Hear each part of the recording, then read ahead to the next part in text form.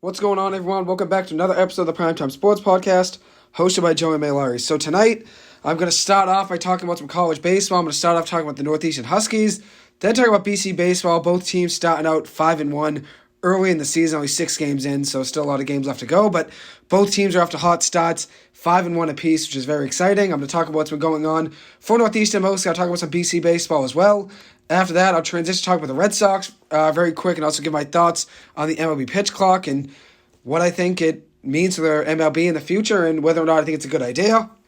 And then I'll get into, after that, talking about BC basketball for a few minutes, and then I'm going to have Mike Hurley, the sports guru, come on, and he's going to give me his thoughts on the NHL trade deadline, how the Bruins have been playing as of late, the Patrick Kane trade, which just happened today. Kane, obviously a long time Chicago Blackhawk, will be making the move to the New York Rangers in a trade that just happened today. Mike come on and talk about that. And then we'll talk about the rest of the NHL and what he thinks for the NHL playoffs, and obviously give his thoughts on the Eastern Conference, which is stacked. So we'll have him come on probably about 20 minutes in. For the first 20 minutes, I'll talk about some college baseball. I'm going to start off at Northeast, as I said. 5-1 record to start the year. They've won 4 games in a row. Just swept Indiana State in Port Charlotte, Florida this past weekend. This is the first time Northeastern started 5-1 since 2009. Very impressive start. Their best start since then, since 2009, was a 4-2 start in 2019. This is the first time under Mike Glavine that a team is 5-1 in the first 6 games. Best start in the first 6 games of the season under Mike Glavine. So very impressive start to the season for the Northeastern Huskies. And one player that you have to mention and has been a huge part of the Huskies offense last year and then this year as well is Mike Sirota. I've talked about him now a ton over the past year, whether it was my radio show last year, my podcast over the summer, talking about him in the Cape Cod Baseball League, or even in this radio show here when I gave a preview of the game last week. Mike Sirota's been on a tear, 3 home runs in his first 24 at-bats. He had 2 home runs of the Huskies, 6 home runs in Saturday's second game of the doubleheader versus Indiana State. The Huskies won that game 15-10. So on the year, Mike Sirota has 3 home runs already to go along with a .469 base percentage, a .792 slugging percentage, 9 RBIs, and 7 walks, with a .469 OBP, a .1261 OPS, and a .792 slugging percentage. You look at what he did last year. 4 home runs, 20 RBIs, 17 walks in 37 games. In just 6 games this year, it is 3 home runs compared to the 4 he had last year in 37 games.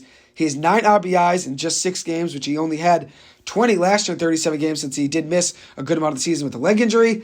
And then last year only walked 17 times in 37 games. He's off to a start with 7 walks in his first 6 games. A very impressive start to the season for Mike Sirota. I'm going to talk about what he did in that Red Sox Northeastern game last week as well.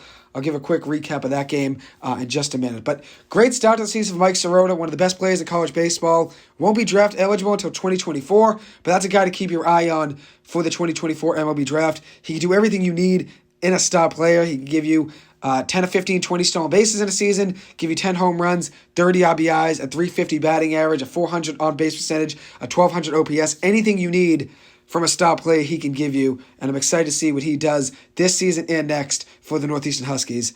Another player to highlight for Northeastern is redshirt senior Danny Crossen, who's been on a tear to start the season, a .417 batting average with 2 home runs, 7 RBIs, to go on the .1420 OPS and an .875 slugging percentage so far on the year.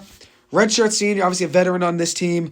Northeastern did lose some offensive talent this past year. J.P. Elson, their catcher, who was one of the best hitters in the lineup last year, is no longer on the team. And then Northeastern also lost former great designated hitter and also left fielder Corey DiLoretto. He is no longer in that Northeastern roster anymore. So that's a big loss, and Northeastern had to find ways to get some runs elsewhere. They also lost a couple other pieces, too, from last year's team, which that's always going to happen from one year to the next. You're always going to lose pieces over the course of a year, especially in college baseball. College sports in general, you're always going to lose players over the course from one year to the next. So that's just what happens. Northeastern also lost Max Vieira, who was one of their best hitters in 2021. Last year in 2022, didn't really have as great of a season. He had .348 in his freshman season in 2021. Just last year, though, only hit .208 in 55 games played. So had a drop-off last year for Max Vieira. Had 6 home runs as a freshman, only 1 home run last year as a sophomore. He's no longer on the Huskies. Corey DiLoretto's no longer on the Huskies. J.P. Elson's no longer on the Huskies.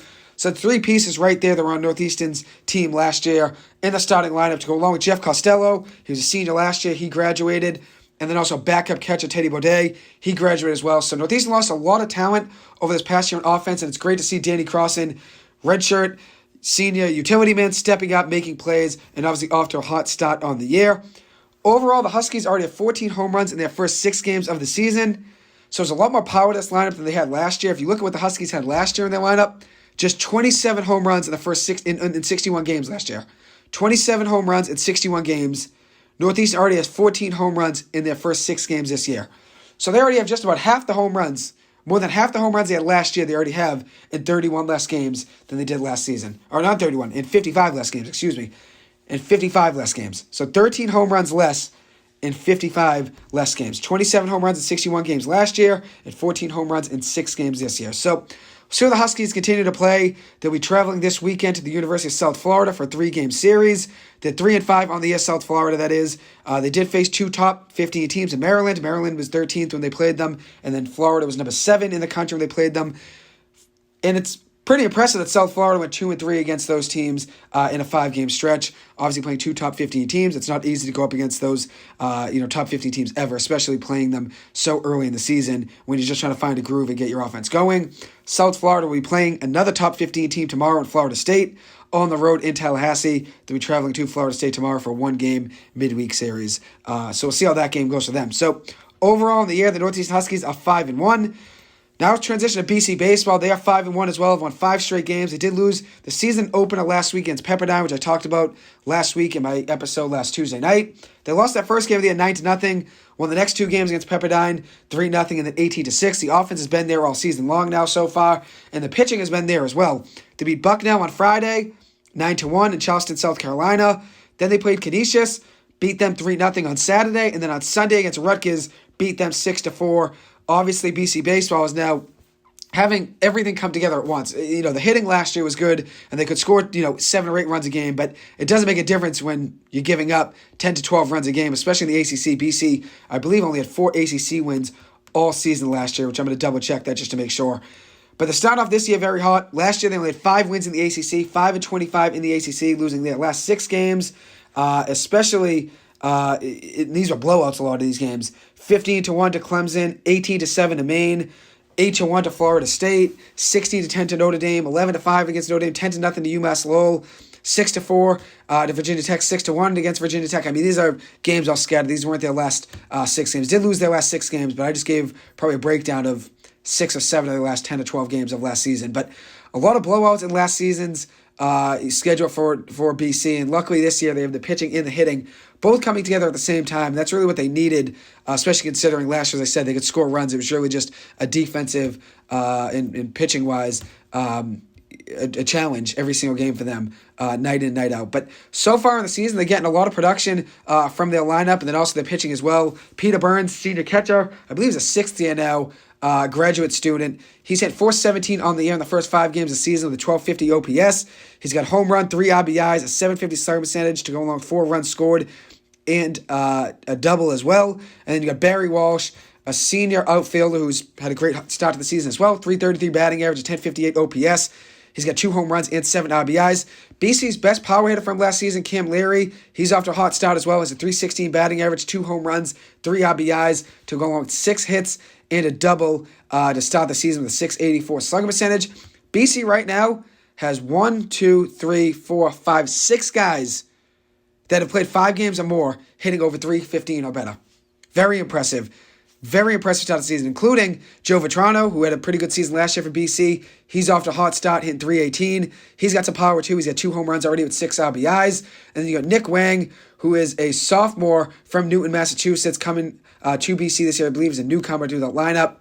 Hit .333 with a .909 OPS to start the season. I believe he was a transfer student. Let me make sure I get that right. He attended Holy Cross as a freshman, was actually Rookie of the Year in the Patriot League last year in 2022. Hit .369 for the Crusaders last year with a .574 slugging percentage and a .468 OBP. Came over to BC after having 3 home runs, 18 doubles, and 21 RBIs last season for Holy Cross. And that has been a focal point of that BC lineup so far. And obviously BC needs all the run support they can get, considering last year, they gave up 10 runs a game. And even though they could score 8, as I said, it wasn't enough. But obviously if you score 10 runs a game, you should win most of the games you play. BC this weekend, though, outscoring their opponents 18-5, which is very impressive, obviously, to start the season, only giving up 5 runs. And BC's actually only given up 5 runs or more just 2 games this entire season. So, impressive start of the season for BC. They'll actually be on the road now, facing Kennesaw State for a weekend series. They'll be playing them the 3rd, 4th, and 5th, Friday, Saturday, Sunday of this weekend before traveling next week to Tennessee. They'll be playing Knoxville at the University of Tennessee next Tuesday night at 6:30 p.m. And obviously that'll be a challenge. Tennessee has been a powerhouse in college baseball for the last few years. They always recruit very well, and they're obviously always off to a hot start to the season, already 6-2 to start the year, and actually scored 23 runs in a game last week against Alabama A&M, and are going into this weekend winning 4 straight games. They're playing Charleston Southern on this coming Tuesday. They play them today at 4:30 actually, and then they'll be playing Charleston Southern Wednesday before playing Gonzaga Friday, Saturday, and Sunday, and then they'll be playing BC at home next Tuesday night in Knoxville, Tennessee. So going into the series now against Charleston Southern it is for Tuesday and Wednesday before facing Gonzaga. They've won 6 straight games. They're 5-0 at home, so BC is obviously playing a very good team in college baseball, but it's obviously a good way to get yourselves in the rankings. BC's 5-1 already to start, but it obviously would take a little more to get ranked, considering a lot of teams to start the year are off to hot starts. But BC, if they were to play Kennesaw State tough this weekend, it's a team that actually made the College World Series bracket last year. Even though they didn't really go too far, I believe they were out in the first round. But they did make it last year. They had a good offensive team last year and could score a lot of runs. But this year it's obviously a different lineup for that Kennesaw State team. I'm going to give you a breakdown of what they've done so far in the season. They're 5-1, winning 5 straight games. They just beat Long Island 3 straight games in a weekend series, Friday, Saturday, Sunday, winning 15-2, 19-14, and 12-8.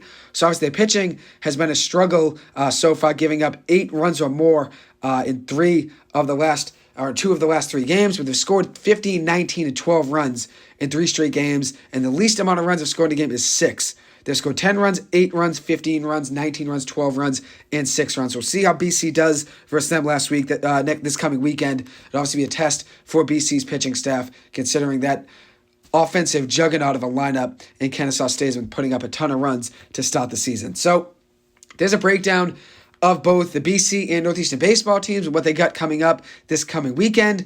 Now I'm going to give a quick breakdown of the Northeastern versus the Red Sox game this past Friday, I believe. Northeastern ended up losing that game 5-3 to the Red Sox in a 7-inning exhibition game. I believe it was the 19th or 20th time that it's happened. Mike Sirota was 1-2 in the game with an RBI double, also stole third base, and scored a run in that game. He had a towering shot to center field in his last at-bat. Went off the wall, almost could have got out. It was very close. And also had a great at-bat in his first at-bat of the game. He had a long fly out to center field. So he's seeing the ball very well against the Red Sox. Luckily, had that towering shot to center field, got a double out of it. Some days you just have 2 towering shots that end up as flyouts, like his first at-bat. But luckily, he caught a little bit of the wall in that second at-bat, gets a double out of it, and ends up stealing third base. So it's a great showcase to the Red Sox and other scouts as well. The Mike Sirota can not only give you power and give you a guy that can hit for average, but also add some speed to your lineup as well and steal third base. Starting shortstop for the Huskies, Spencer Smith was 1 of 1 in that game with a stolen base and a run scored. The Sox took advantage of Northeastern starter James Quinlivan to start the game. He walked 4 batters in the first inning, giving up 2 hits and surrendering 5 runs, only getting 1 out before coming out of the game. That's one thing he struggled with last year, was locations, was with walks, and that's one thing that was showcased in this game against the Red Sox, was the same exact thing that he struggled with last year. It's been a challenge for him to throw strikes, and that was the same exact thing last Friday for Quinlivan versus the Red Sox. He had to face some Red Sox starters, though. Jaron Duran was in the lineup. He had a double right away against him. Rafael Devers, Kike Hernandez, Masataka Yoshida. He had to face a good amount of Red Sox starters in the lineup, so it's obviously not easy going up against a lot of starting Red Sox players, considering you're only a sophomore or junior for that Red Sox for that Northeastern team. But I believe he's a redshirt sophomore, so technically a junior academically, but a second-year baseball player for the Northeastern team. But overall, the Red Sox started the game with 5 runs in the first inning. Then after that, they didn't score any runs. Northeastern played very good defense and pitched very well in the last 6 innings of the game. Graduate student from Assumption College transferred from Assumption to Northeastern. Patrick Harrington came in relief. Harrington came in relief of Quinlivan and played very well. 2 2/3 innings pitched. It did not give up a run. Northeastern scored 2 runs in the 4th inning, 1 run in the 5th. Ended up making it a 5-3 game, and that's the closest they got. The Sox and Huskies both had 6 hits apiece, so Northeastern really didn't struggle defensively, didn't really struggle even hitting-wise either. It was really just that first inning, giving up all those walks and put themselves in a hole And that could honestly have been a different game had Quinlivan and the Huskies got out of that first inning, maybe giving up 2 or 3 runs. But all in all, exciting game for Northeastern, just being in a 2-run game with the Boston Red Sox and a lot of the Red Sox prospects. Obviously, the Red Sox had a lot of starters play, but for the most part, a lot of those guys playing the majority of that game are prospects in AA and AAA for the Red Sox. But impressive game for Northeastern. Obviously, Mike Sirota showcased a lot of talent, and hopefully the Red Sox see that and hopefully try to get him in the draft in 2024. But obviously, we'll see what happens there. So now I'm going to talk about the Red Sox and give a little bit of a preview of how they've been playing in spring training. They're playing tonight versus the Miami Marlins. It's their first night game of this spring training schedule. They're up 1-0. Tristan Casas just singled in Greg Allen. 1-0 now in the top of the 3rd inning. So obviously impressive start for the Red Sox, starting up 1-0. They're 2-0-1 so far in spring training. 2 wins, 0 losses, and a tie. They had a game against the Braves last week, ended on a tie, which actually was a pretty unique circumstance. The Red Sox were tied with the Braves. It was 6-6, 2 outs, bases loaded, with a 3-2 count against Braves second baseman Cal Conley. Conley did not get in the batter's box in time, was not set by, I believe it was the 7 or 8 second mark there, where that's supposed to be the point where a batter's supposed to be ready for the pitcher to be obviously ready to throw. And Conley was not set in the batter's box, was not ready, obviously, for a pitch. And by that point, ends up getting an automatic strike call. It's strike 3 that ends the game. As I said, it was bases loaded, 2 outs, 3-2 count in a tie game. That ends the game, considering there's no extra innings in the spring training schedules. But also, it could have ended the game in a regular season game, where that game could have gone even further into extra innings, considering that would have been a strike 3 end of the inning and obviously killed the Braves' reality of potentially winning that game.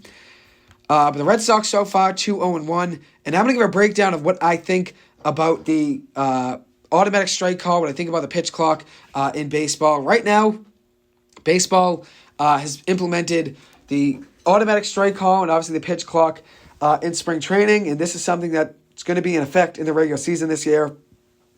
So every team's really getting a chance to look at what they have to do better, whether it's the pitcher getting, set up on the mound better, or they have batters. Certain batters are taking too much time getting into the batter's box. This is a time for teams to really take into account what they have to do better, and obviously get acclimated to the new rules. So I'm going to give a breakdown of what the new rules are. So there's a new pitch time in the MLB for the 2023 season. There's 30 seconds in between batters. There's 15 seconds between pitches when the bases are empty. There's 20 seconds between pitches with runners on base. If there's a pitch or a catcher violation, it's an automatic ball for the team that is pitching.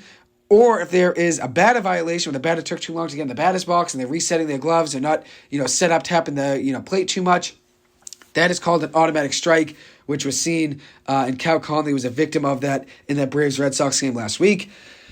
So far, there's been 8 Grapefruit League games that have begun at 1:05 Eastern, and this actually comes from an article from the Washington Post.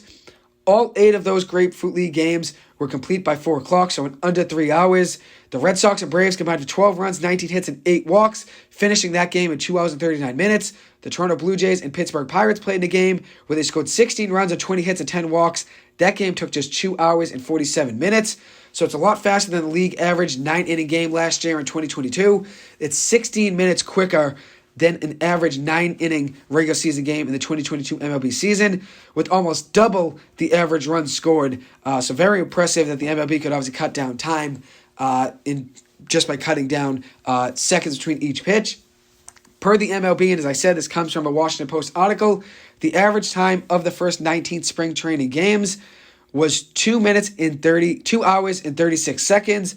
The average time of spring training games in 2022 was 3 hours and 1 minute, so 25 minutes quicker this season compared to last season in spring training. As I said, 3 hours and 1 minute last year in 2022 compared to 2 hours and 36 minutes in 2023. The MLB officials have implemented this and have found ways, obviously, to try to get the game to be quicker. And they've obviously done that by cutting down spring training games to 25 minutes. Overall, there were 34 violations in the first 19 spring training games. And that means whether it's a violation on the pitcher and the catcher or it's on the batter, there were 34 total violations in the first 19 games, averaging just about 1.79 violations per game, When the MLB tested the pitch clock in the minors last year, there were 1.73 violations per game. By the end of last season, though, in the minor leagues, there was only about 1 violation per game. So obviously, teams got acclimated and adjusted to it. So the pitch clock was implemented, obviously, to shorten games, speed up the timing in between pitches, try to create a little more action, and not try to have, as much time in between pitches, try to, cut to the chase and have action happen, obviously, quicker. But I do think, yes, it does make the game quicker, and obviously it does, obviously end games faster, and obviously whether a pitch is taking too long to throw the next pitch, or there's a batter taking time in between every pitch, fixing his batting gloves like David Ortiz would, or there's a pitcher that works very slow in between each pitch. I do think, yes, it does save time, and obviously it speeds up the game, but I do think it also takes away from the game as well. I think baseball, what the unique thing about baseball, and the reason why baseball is so, hesitant to make changes, was that it's just never been a sport that has really adjusted to, what other sports are doing. Obviously, NHL has changed the way they've done overtime, making it 3-on-3, try to cut down time in overtime, and then obviously having a shootout after that happened, a 5-minute 3-on-3, and then it goes to a shootout rather than have it be a 20-minute 5-on-5, and then have it go to a shootout if there's no one that scores in overtime.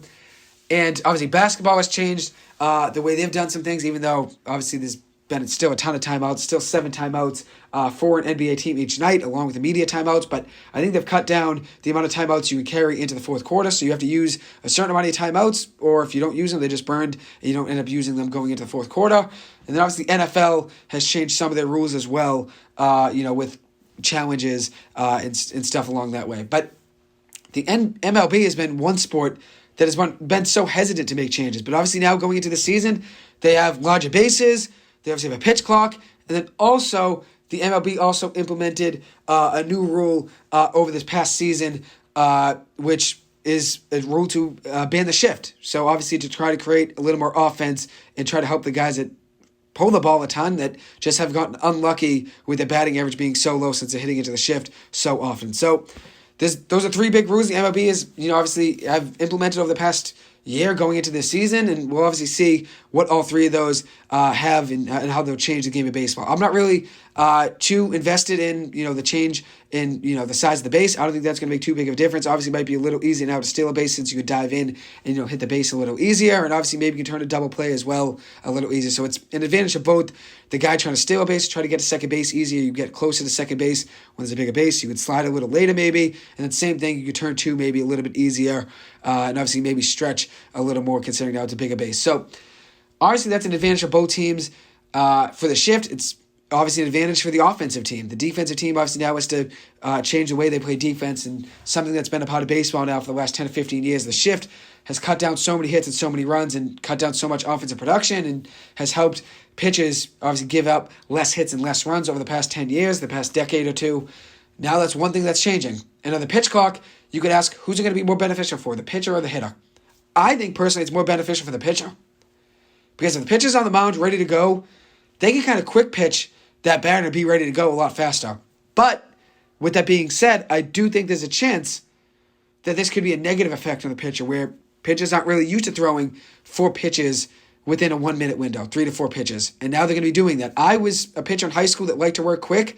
I would probably throw about 3 or 4 pitches in a 1-minute window, maybe even 5 if I'm working very quick one day. Probably about 4.5 pitches per 60-second window I averaged with, no runners on base. I would say I averaged probably about 4.5 pitches per 60-second window.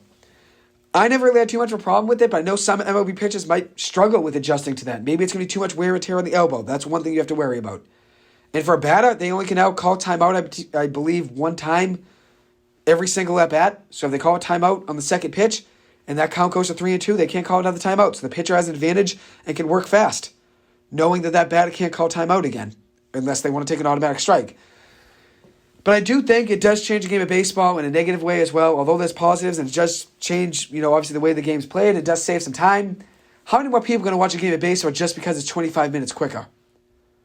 That's one thing I think you have to think about. Yes, it does speed up the game of baseball, but are you going to add that many fans by changing the course of the game and trying to, save 20 to 25 minutes per game? If you're a Red Sox fan and you're a diehard fan, you're going to watch whether it's 3 hours or 2 hours and 35 minutes. Yeah, you get 25 extra minutes maybe of relaxation or 25 extra minutes to get home from the ballpark if you have kids, you're going out to a game late on a Monday night. Yeah, you could get home a little quicker if it's, obviously a 2 hour, 35-minute game. But I'm saying for fans that aren't fans of the game of baseball in general, and they don't really care about baseball at all, are they going to be more interested in going to a baseball game now than they were before? I don't think so.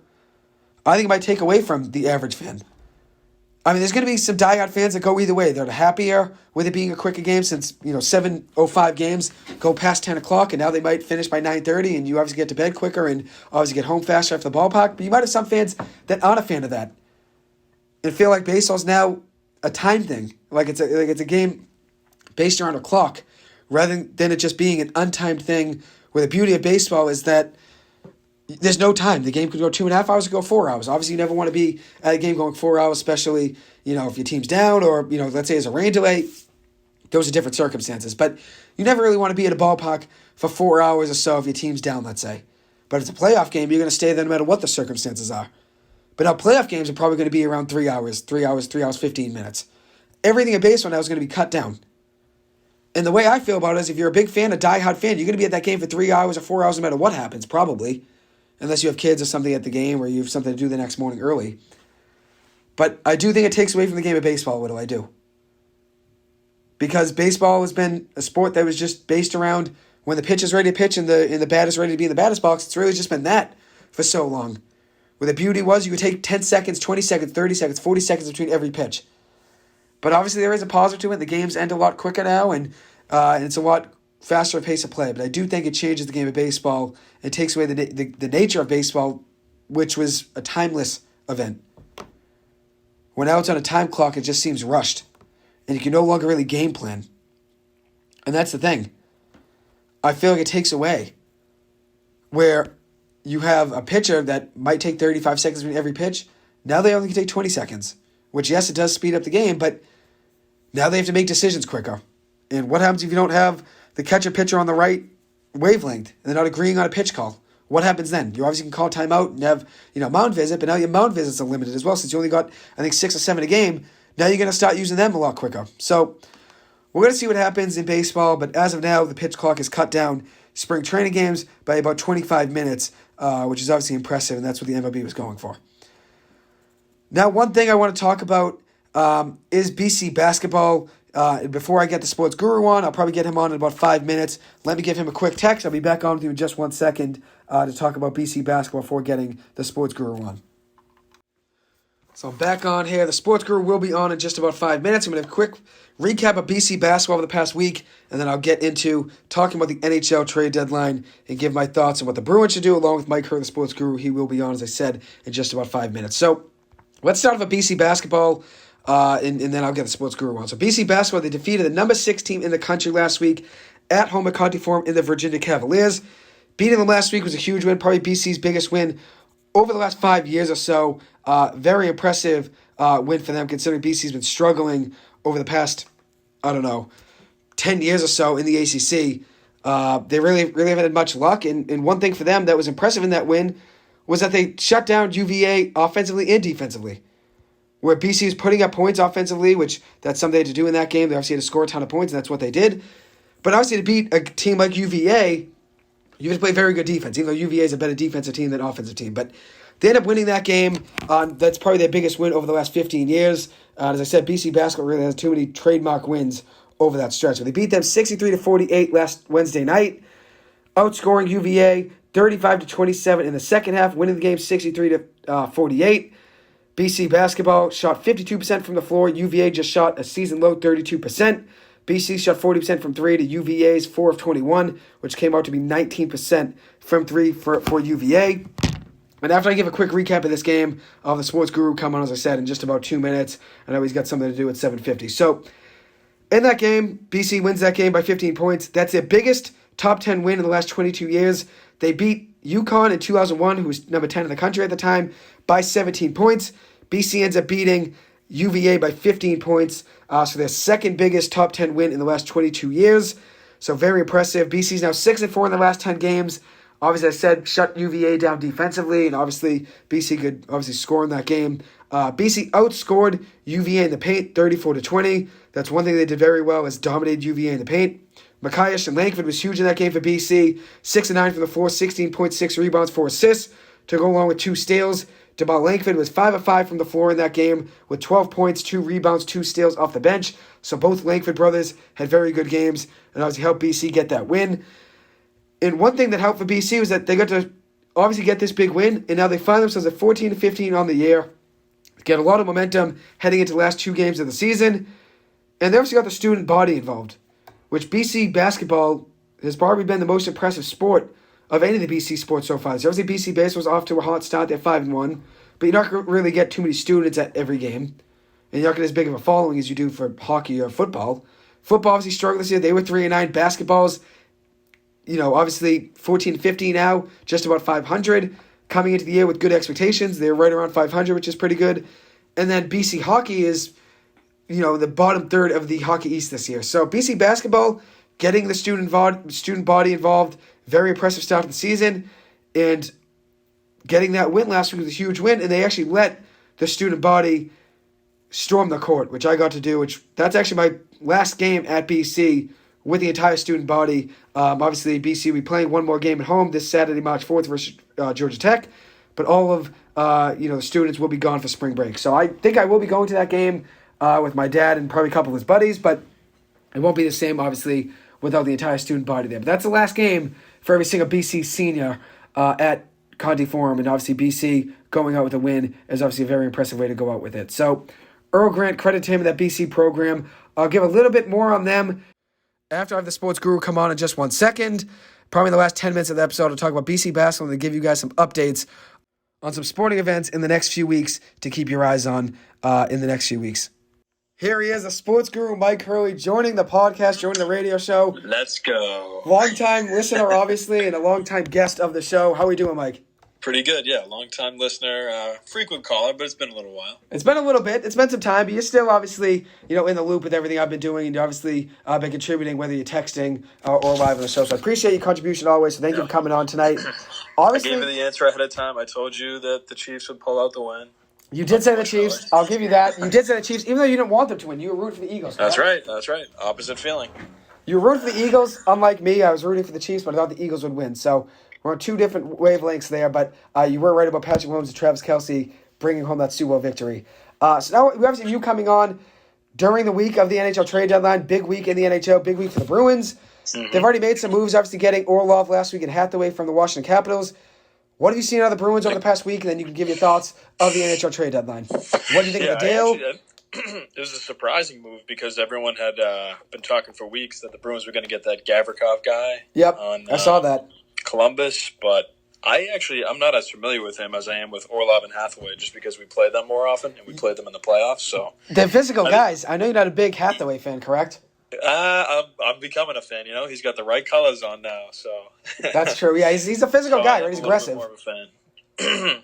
But he likes to hit, right? Orlov's a good player, and even Orlov took out our boy Kevin Miller with a questionable check. I remember that. Both of them had some big hits against the Bruins over the years, correct? So yeah, Hathaway tried to take out Marchand last year, and he did take out Tenorti, who was kind of a fringe player, but.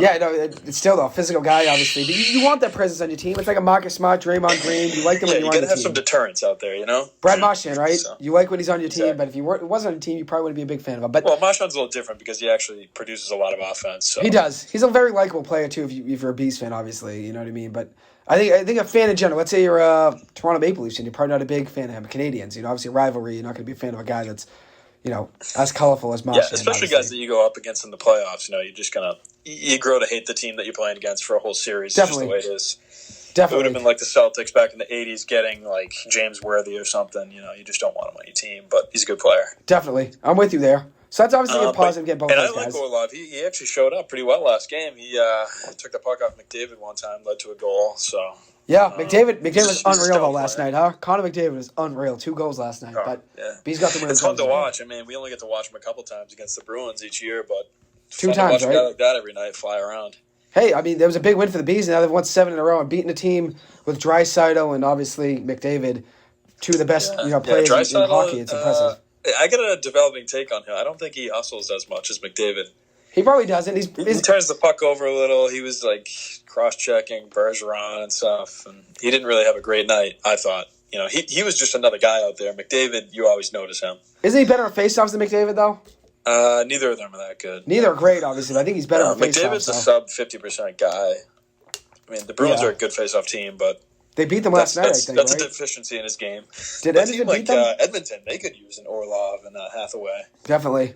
For sure, yeah. They don't really have this. I mean, they play with a lot of speed, though, Edmonton, so they probably could use another physical guy. They play with a lot of quickness, which obviously that's what a team with McDavid, that's what you're going to do. And you build around him. Yeah, you got to have everything, though. You got to have quick, you got to have strong, you got to have, otherwise a team's going to be able to find a weakness and beat you. Definitely. So I don't see Edmonton doing anything in the playoffs. If anything, they might regress. They did just get, I think, Matthias Ekholm, but... Yes, they just made that deal today to trade Tyson Barrie, which Barrie was playing last night, so it's interesting. I mean, I know in hockey they don't do Barrie's that as much. a little offensive. I think he came from Colorado. He did, yeah. I had him in fantasy a couple of years ago. They're a finesse team. Yeah, they had him for a couple seasons, right, Edmonton, I believe? I think so. I think he might have been out there for the last 3-4 years. 3 years, yeah, 3 years. 10 goals, 33 assists, 43 points on the year. Third year now with them. Played 1 year with the Maple Leafs in 2019-2020 before playing 10 years probably with the Avalanche, it looks like. Maybe 8 years with the Avalanche. Yeah, I don't know if he's that old, but... 8 years with the Avalanche. He's 31 years old, so not that old. Yeah. But, yeah, I mean, he's more of an offensive guy, like you said. But they made that deal today. I mean, no matter what they do, they're just not going to be able to get... At some point, you have to draft and develop and build enough of a base on your team. I mean, think about it. They got McDavid and Draisaitl, 2 of the top point scorers in the league the past, 5 years. Number 1 and 2 this year in points. They're still getting bounced from the playoffs routinely, swept even. Definitely. I think they got swept by Winnipeg Jets 1 year when they were, setting all these records. And then last year, I think they got bounced in a couple rounds. So... And this year, it doesn't look like they're going anywhere either. The goaltending's really suspect. Defenses. Mike Smith was decent last year in that run they had, though. I know he's gone now, but he was decent in that run. He's an older goalie, too, They got Skinner now as their starter, right? So. Oh, yeah, he did not do too well last night. Did have a great game. Oh, that one goal, though, I don't know if it was fault. The deflection one where, who tipped that in? That was it Clifton? Zaka? Zaka tipped that in. Zaka, you're right, Zaka. Pavel Zaka. Yeah, that was a tough play. I don't really blame him very much. The D's got to hit that puck out. The D's got to hit that puck out. Yeah, pretty bad net front coverage. I think we're in the zone for 30 seconds. Yeah.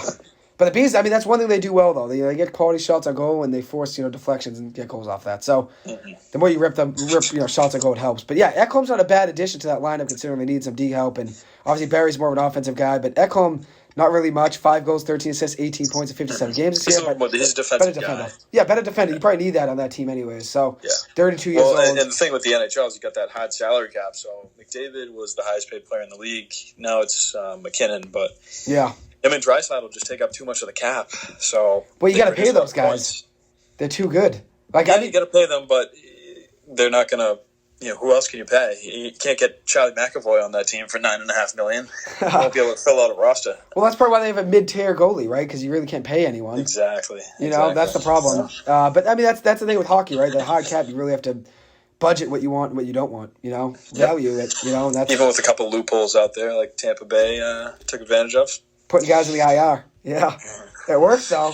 It works. But you got to get into the playoffs, so you can only put guys on IR if you know you can make the playoffs anyways. Definitely. Especially in the East this year, right? You really can't screw around much. The East is absolutely loaded. My hunch is that all these teams are loading up just to try to compete with the Bruins. Yeah, there's a chance. And because the Bruins are running away with first place in the division, at least, that means Toronto and Tampa Bay already know that they're going to play each other in the first round. It's a rematch of last year. And Tampa took that in 7 games. So Toronto is going all in. They're trying to get Ryan O'Reilly and all these guys. So I think the GM up there is on the hot seat. So he just, he's emptying both barrels to try to get out of the first round. That's what it's about, though, right? I mean, that's what the Rangers are doing right now, too, right? They're going all in. Yeah, Rangers going. I think Toronto's better than the Rangers. I would agree with that. Rangers have better goaltending. Maybe. Better defense, but if you're looking at Matthews, Tavares, and O'Reilly as your top 3 centers with Nylander and Marner, that's a lot of offense right there. So Tavares, my boy, yeah, Mitch Marner's a beast too. But I've always been a big John Tavares guy. But yeah, you're right. You're not wrong about Toronto. I think they're going all in too. I mean, they're on a hot streak now, 7-3 of their last 10. Bees have won 7 straight though. Very impressive. Yeah, they're on tonight. We'll hopefully get another win. 9:00 versus Calgary. Calgary's pretty good this year. They're decent. Yeah, Calgary is pretty good. And they're on the outside looking in, so they'll be hungry to get a win. 27, 21, and 12. 66 points. Yeah. Wild card team right now. Yeah, I think they're the first team out. Yep. Outside. They're They got a couple first team out. games in hand. They're down 4 points, but right now they're 3-4-3 in their last 10. So that's not a great stretch for them heading into this game. Yeah, we'll see. I mean, they're not. That's a team that had a lot of turnover because they lost Gaudreau. They traded Matt Tkachuk because he said he wouldn't re-sign. Yeah, I saw that. Yeah, Tkachuk's gone, and then obviously Gaudreau, which Gaudreau they should have paid. I don't know. They didn't really try. I don't think he wouldn't re-sign. He just that wasn't doing what it. I was they like, offered really him try. more money. Okay, I got you. Yeah, It seemed like he just wanted out. Actually, in hockey, it's like your team can sign you for 8 years, and another team can only sign you for a maximum of 7. Okay. So they try to give a little advantage to like the team that drafted you. Same thing with Pasta then, right? It'd be that same Exactly. So the Bruins could always give Pasta the 8th year, and no other team can give him 8. They can only give 7. What do you think happens there? You think he gets 8 for 11? I think you have 8 for 88. Yeah, I hope so. I think he could go up and be the highest paid winger in the league, which I think is right now Panarin. I think he makes 10 just under $12 million. 12? So, Jeez, wow. I mean, if Pasta got 12, it's probably not out of the question, especially because he's a better goal scorer than Panarin. Yeah, he gets 11.64. I mean, there's really, like, if you look at around the league, Pasternak's the best. He's the best shooter in the league. Second best goal. Between him, Ovechkin, and Stamkos probably, but he's by far the youngest, and right now he's got the most goals out of any of them. Yeah, he's got a much better shot than McDavid. I mean, McDavid's got 50 goals though. He's got 50 goals, but it's mostly because of his legs and skating. It's not because of his shot. He's got 50 goals, shot, 115 points, which is nuts. Yeah, he's mostly just snapping them, 5-hole and stuff like he did. He dangles, right? That's he's tucking it into the empty net because he just skating circles around people. But on the power play, he got Pastrnak with that big bomb, the one-timer. So not many guys can shoot it like that. Pasta hits a fastball every time, a bullet. Yeah, so and I mean, I think McDavid for some reason just really wants to score a bunch of goals this year. It seems like he's on a mission, but he scored 2 goals last night, and he was an even rating, so he was also on the ice for 2 goals against. That's tough. Yeah, it's tough. I mean, as we said, that we just pointed out though, they don't really have much besides Draisaitl and obviously McDavid. They don't really have the money to spend on a good defenseman or a great goalie. Yeah, and I mean, the Bruins now. The thing I like is that they got Lindholm last year. You got McAvoy signed. The Bruins are so deep. They're just so deep. Is a real budget guy. Grzelcyk, even Forbird's pretty good on the PK with Carlo. So which Grzelcyk's in the lineup. Really deep on defense. That's usually a good playoff structure. Grzelcyk's in tonight, and then it is Carlo out. What's a carousel, huh? That the defenseman, someone's in, someone's out every game. It seems like. Yeah, I mean, I think at this point you got to play Orlov as much as you can just to get him acclimated to the system. Because that's the plan, right? Probably. Yeah, down in Washington, I guess they play man-on-man defense in the zone, so he usually chases his guy up the wall or around the net. But the Bruins, they pass guys off. Yeah, definitely. So it's different. Orlov was on the ice for a goal against the first game, and that's because I think he misread his assignment or something. But he'll go with the program. It's a lot tougher to learn a new defensive structure than it is for Hathaway, who just he's skating in to go forecheck. Yeah, just a forward, cycle the puck and attack the net. Is he a left wing or right wing? Hathaway's a left? He's a righty. He usually plays right wing. Got you, okay. I think he can probably play either side. Yeah, it's more just his play style that matters.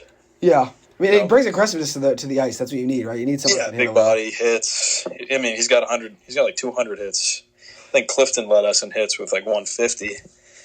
Cliffy. So, yeah. Cliffy hockey, huh? Yeah, and it's usually like you got to have a guy like Hathaway to go hit the other team's top defensive players so that next time Bergeron and Pastrnak are on the ice, maybe that defenseman is a little winded. Definitely. Yeah. Our D-men mostly hit their forwards. Our forwards hit their D. Definitely. Forecheck. So, you got to have some forwards who can hit. It's a different system, right, coming over to the Bees. I mean, but one guy that adjusted very well was Lindholm. Hampus Lindholm came over and he adjusted very well as the best plus-minus in the NHL this year, which is nuts. But that's one thing. Bobby Orr will tell you, plus-minus is a team stat. It is. You got to play with good players to have a good plus-minus. But that's one of the Bruins have. The other thing that helps him is he came to the team last year, but he's had a full season with us this year. Yeah. So he's had a little extra. Season and a half, right? Yeah, he's a good player, though. He's great, gets all over the ice. He's not as physical as like a McAvoy or Orlov, but he's great with the puck, great passer. Grzelcyk's probably more physical than him, too, right? I'd imagine. No. Lindholm's just got more size than Grzelcyk, and he's better at angling people off. Grzelcyk will hit, though, a little. Yeah, I mean, I think Clifton hits more than... Probably. Yeah, Clifton leads the team in hits. So Yeah, I was saying he's a bigger body, right, too, though, so it helps. yeah, I mean, McAvoy's the best hitter on the team. He catches guys in open ice and along the boards everywhere. I mean, he's also a big body. Brad Marchand, too, though, hits guys in the middle of the ice. Yeah, Marchand is good. He's underrated hitting. But he's mostly on the forecheck type of guy. Get in up under guys or, hit them. But definitely. These two guys should be good. They should be adding an element that we sort of lacked last year. So definitely. Good to see. They're not going to be counted on to score goals every night, like on the Capitals down there. They had to do a lot more. I think Hathaway's got like 9 goals this year, which for a fourth liner, that's pretty solid. Not bad, yeah. Not bad. He could end the year with like 14 or 15. For the Bees, though, I mean, they have so much depth, right? That's one thing that you don't really need much goal scoring help. I mean, 9 goals, 8 assists, but 17 in points. In the playoffs, you do want to have a little offense out of the bottom 6. You do. So between Foligno, Coyle, I mean, if you want to count Hall as a bottom 6 guy, he's more or less a top 6 guy, but you got to have some consistent scoring series to series. Maybe not every game, but somebody's got to chip in. Definitely. No, it's part of hockey, right? You need all lines to be playing, obviously, great. But that's one thing the Bruins have. They have the best depth, I'd say, in the NHL. I don't know if it's really close. Yeah, certainly on defense. I think the only place that we're actually thin is, if anything happened to like Bergeron or Krejci. Yeah, or Pasta. Center position's a little thin. Yeah. Definitely. Yeah, I mean, if something happened, Pasta's killing it with the goals. He's got twice as many goals as the next guy on the team. Yeah. Which is Bergeron with 21, I think. Hey, what about your boy Nick Foligno? He's been crushing it. He's been killing it. Good goal last night. Yeah. Big goal. Big goal. That's one guy that almost didn't make the team. Don Sweeney deserves a little credit. He almost didn't make the team. Yeah, he was waived to begin the year. Yeah. And he obviously came back and obviously made a big contribution to the team early on, and we kept him. And that's one guy, obviously, the Bruins got in the last year and a half just about. Lindholm's another guy. So it's 2 big pieces there. Both those guys. Yeah. So the Lindholm contract is great. I mean, he's not making nearly as much as McAvoy makes, but he's going to be here 7 years. The same length of time. So was it a 7-year deal? I think it's 8 actually, 8? 7 or 8. Got you. Yeah, so when we traded for Lindholm, right, then the Bruins now have his rights. Yes. Then you can re-sign him for the full deal. But if he was just a free agent, and the Bruins essentially cast like a free agent bid at him, we could only give him 7. So if you get a guy at the deadline, and usually you can work out a deal before free agency hits, then you can get that 8th year. Got you. I see. I think it might have been 8th. I think you're right here. Let me see. What do you think about that trade today? Which I know you got to go in a minute, but Patrick Kane getting traded to the Rangers. How do you feel about that move? It's not quite official yet, right? It's just because they're at a third team. I think Arizona something's supposed to join in. So they probably need something for the money. Yeah. Yeah. I don't. It's cool. It'll be cool to see Kane in the playoffs again because he's a good playoff performer. But I don't know. I don't think that it's going to really move the needle on getting the Rangers to the Stanley Cup, barring injury to a good team. I would agree with you there. I still think Carolina has a little more than they do, and the Bruins certainly do. So do. Yeah, they got a good goalie though. That's Shesterkin, like you said. But I think one thing that helps them with is obviously goal scoring. I think they're 11th right now in the NHL in goals, which is good, but it's mid-tier obviously, considering you probably want to be top 5, top 6 to be comfortable in the playoffs. But one thing that's going to be crazy is their power play line. The power play and whatnot. But I mean, they got a lot of guys who like to hold the puck. I mean, Panarin's a puck possession guy. Tarasenko, a puck possession guy. Tarasenko not as much. I think. Who's that other guy? Zibanejad? That'll be the power play line. Vladimir Tarasenko, Mika Zibanejad, Patrick Kane, Artemi Panarin, and then probably Adam Fox. Kane right? and Panarin, though, you forget Panarin came up with the Blackhawks. Blackhawks, yeah. Kane, yeah. That's sort of how he made his payday. They didn't really give up much to get him, though. Conditional second-round pick could be a first if they go to East Coast Finals. Well, you know what? They probably don't think that they're going to re-sign him or something. Who knows? I mean, who took on the money? I didn't really see anything there. You'd have to imagine that. I think he makes like $10 million a year. That's probably why it's not done yet. They got to figure out. I think Arizona's going to join in. If they're going to keep the Rangers under the cap, they're going to have to bring in another team Arizona. to swallow some money. I bet the Blackhawks will probably keep some of it. Yeah, $10 million's a lot, right? I mean, he's still a good player, but not the player he once 10 was. Yeah, it's a lot. Yeah. 16 goals, 29 assists, 45 points on the year, but he's not the player he once was. But he did finish his last 4 games in Chicago with 7 goals in his last 4 games. Yeah, he was lighting it up. I think he had a hat trick recently. Yeah, he did. About like a week or 2 ago. And then they shut him down for a week, probably getting ready to trade him, right? So yeah, that's probably the last couple of games he didn't play. Yeah, didn't. Which you thought there was a chance he was going to be a B, or you at least wanted him, right? No, I didn't think so, but of course he was like the biggest name out on the market, so there's always a little chatter, right? Like, what if we could get Patrick Kane? We probably would have to give up, like I said to you yesterday, we'd have to give up like Taylor Hall or something. Definitely. So at that point, then you're bringing in a new guy.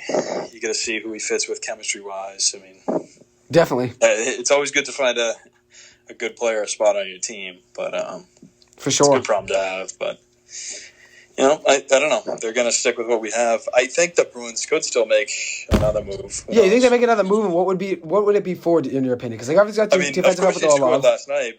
Nosek. I was thinking got a goal before he came back. Yeah, it was a pretty good goal. A little tap in, but I don't know if we could get a guy like Cizikas from the Islanders. He's already got a big contract, so we probably wouldn't be interested in him. That's but your boy. A guy who's a little bit same type of player as Nosek, just a little bit better all around, maybe a little more offensive touch. Definitely.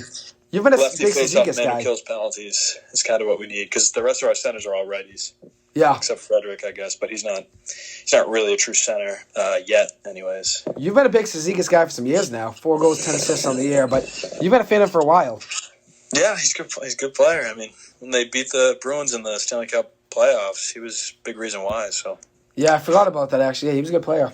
He's a good player overall. This year's not been his best year scoring-wise, only 4 goals. He only had 6 last year, but he's capable of putting up 20 goals like he did in 2015, 2016. Yeah, I think a little more of an eye test player. I mean, the Islanders are starved for offense. They just don't put up many goals per game. So yeah, you figure if he was on a team with better surrounding cast, he'd probably have some more points. And he's usually deployed as a shutdown guy. So definitely. I mean, he's a good player. Was he third line, you said? Fourth line? Yeah, he's a third, fourth line guy. I think right now he's playing up third line because somebody's hurt. A couple guys are hurt, but where would he fall on the Bees? Do you think third line? Oh, he'd be a fourth line center for sure. Fourth line center, but hey, it's good to have if you can put out your fourth line center against one of the other team's top 2 lines, just as a checking line. Yeah, it's a good luxury to have. Definitely. Because if you have to hide your fourth line from the other team's top players, because if Nosek's out there against Crosby in the first round and it's a bad matchup for us, then you're afraid to ever put your fourth line out there because if you're on the road, the other team gets the last change. They can always get the matchup they want. Exactly. That's one thing what was so about. tough last year against Carolina. And that's they got to put whoever they wanted against that Bergeron line. Yeah, I think this Beast team's different though. I wouldn't really worry as much this year. I mean, the team's so deep. Yeah, and a lot of the matchups are having depth so that anybody on the ice is, got good. You got a good 5 spot out there. Definitely. And you mentioned about the Isles, they struggle to score goals. That's why they went to go get Bo Horvat, right? He's 5 goals, 3 assists, 8 points his first 11 games. But Beauvillier, he's having a career year, right? Yeah, he is having a really good year. But Beauvillier, who they traded to get him, has 6 goals, 5 assists, 11 points in 11 games for Vancouver. He's got 1 more goal than Bo Horvat had with the Islanders. But I think part of that is probably Beauvillier's getting more playing time now. He's obviously on a team that's doesn't really much to play for. Top line or something. Too. Yeah, he's on a team that's not playing really for much too. So probably helps. Is he with JT Miller or Elias Pettersson? Those guys are much more talented offensive players than what you have on the Islanders. I mean, you got Barzal. And you have third or fourth line, yeah. But the rest of the guys are kind of grindy players. So definitely. Well, that's why they went to get Bo Horvat, right? It's a big move. Mm-hmm. But he's got 36 goals. The defense over the years has kind of gotten depleted. Like they used to have Devon Taves. They had a bunch of guys. Boychuk over the years ago. Yeah, Boychuk, good shot. I mean, he's decent offensively. I think he's been retired for a couple of years, right? Probably, but 2019, 2020 was his last season. But I then think he got like a puck in the eye or something. So yeah, he's been gone for a while. Chara too. They had obviously till last year, right? Chara retired, so. Yeah, I think Chara was on the Capitals and the Islanders. Yeah. Isles for 1 year, right? At the end, he played the Isles at the beginning of his career too, right? For a couple of years, 3 or 4 years. Yeah, he was drafted by them. Yep. 3 or 4 years. Yeah, just 1 year last year at the Isles, 2 goals, 12 assists, 14 points. But yeah, I'll see what obviously the Bruins do if they were to make another move. But you don't think anything major, right? Something small. Probably small. Yeah, I mean, unless they try to, if you move a prospect and try to get a pick back or something, but I don't see it. Yeah, which I don't think they need to do that. I don't think they need to go too crazy. I think. I mean, there's some teams out there that have been sitting guys out looking to trade them. So if the prices come down, yeah, you got to be an opportunist. Do you think Jonathan Taves is good? I'm not going to be upset if there's no more moves. Yeah, I think the team's good too. But I don't want them to turn a move down just because they're complacent. I get what you mean. If there's someone available that you can get, why not? But do you think two questions? Jonathan Taves, is he possibly moved? And then Erik Karlsson. I think Taves is not getting moved. I think they're putting him on long-term injured reserve. That's what it seems like. Yeah, I don't think he's going anywhere. Because he's on the last year of his contract, though, but I don't think he's even been playing, right? Is he hurt, or? Yeah, I'm not sure if he's actually hurt or what, but... Yeah, he's the only guy left, though, from that whole team. He's still dealing with the symptoms of long-term COVID. I'm sure he's got a no-movement clause, so I think he wants to stay put, so he's going to stay put. 34 years old now, but he's still got long-term COVID, they say, and obviously the last guy of that whole era that won 3 Stanley Cups. But he'll probably stay put, it seems like, since you really can't move him, especially if he's on a long-term IR. But one other guy, Erik Karlsson, having a very good year. I think it seems like he's going to stay on the Sharks. I think the asking price is just too big. He's so good, though. 19 goals, 58 assists, 77 points on the year in 60 games. He's so good, though. I mean, I guess the Sharks still got to put some people in seats, and they did just trade Timo Meier, so... Yeah, how do you feel about that deal, too? Yeah, he went to the Devils, right? I thought he was going to end up on the Hurricanes, so I'm glad he's on the Devils instead of the Hurricanes, because I think the Hurricanes are still a tougher matchup for the Bruins. Yeah, I'm with you there. He's a good fit on any team. He's big guy, physical, good 31 goals. touch. 31 goals, 21 assists, 52 points in 57 games this year. He had 35 goals last year, 41 points, 76 points, 41 assists, 76 points overall. But he's going to beat the goal total. He only needs 4 more goals to beat that. He'll beat that from 35 last year. But that's a big addition for the Devils, though, for sure. I think that's a huge addition because the thing that they don't have is the physicality to go on the offensive side either. I mean, Miles Wood's a little physical, but he's not gifted offensively. Like Jack Hughes is smaller. And the guy got Hughes, Nico Hischier. These are smaller guys. Yeah, he's They're good 25 players, goals. But if you just keep banging bodies with them, they're not going to hold up. They got Palat, too. I forgot they had Andres Palat. Yeah, I think they signed him this year or last year. Yeah, he's good. He's good. A great player 6 for the goals, Lightning. 8 assists, I don't 14 know if points he's in the year. putting up the numbers this year. Just 14 points, 6 goals, 8 assists. He's only got $750,000, though. $750 is his cap hit. Not much. Is that right? Yeah, $750 is his cap hit. But interesting. He's older now. He's 31 now. But another guy they have on that team is former B. Yeah, not that old. I mean, hockey can go 35, 36. But Dougie Hamilton, 29 years old there, 17 goals, 40 assists. Hey, he's decent year, though. 17 goals for him. That's pretty good. Yeah, he puts up regular season numbers, but he's too soft to be a real threat in the playoffs as a defenseman. He doesn't like to turn his back and go get the puck out of the corner. So yeah, they don't really have as much physicality as you said. Really, you're not wrong about that. But they're struggling on defense. I think they score a lot of goals, but they let in a lot of goals. Definitely. Although they might be the second best goal differential in the league to the Bruins. So let me see. I probably have that up. Maybe I'm a little wrong about that, but no, they're good though. They get some. They do not talent. have the McAvoy, Lindholm style D-men. No, they don't. In the Eastern Conference, they have the second best for sure. Let me see the West here. Yeah, I mean, I still think you were right. Hedman's probably the best defenseman all around. You're right, second best, in my opinion. But Victor I just like the style he plays with. Tough to get the puck from him. He's big, physical, all over the ice. You worry about the Lightning a lot? That's gonna be a great series. Lightning Leafs rematch. So. Yeah, I'm glad we don't have to take any part of those two teams. Yeah. Hey, Braden Point's back healthy too. That's a big help for that lineup. Yeah. I mean, the Bruins have matched up well with Tampa and Toronto. Yeah, both. The past couple seasons, so we'll see. Point was injured last year in that playoff run, though. 36 goals, 33 assists in the year. I don't know who I'd rather watch the Bruins play in the playoffs. You'd probably rather play Toronto, right? I don't know if I'd want to play. Yeah, I mean, it's always scary to play the better goalie. So that's the thing. Tampa's got the better goalie. They got the better defenseman in Hedman. Stamkos too. He's always good. Yeah. He's always good. Stamkos, Kucherov, Point. Definitely. Good players. Yeah, they got Kucherov, like you said. Kucherov's a stud. And Vasilevsky and that. But yeah, Braden Point's had a year. What a year. But yeah, I mean, we'll see how things go. But he beat McDavid in the speed skating once. He did. Yeah.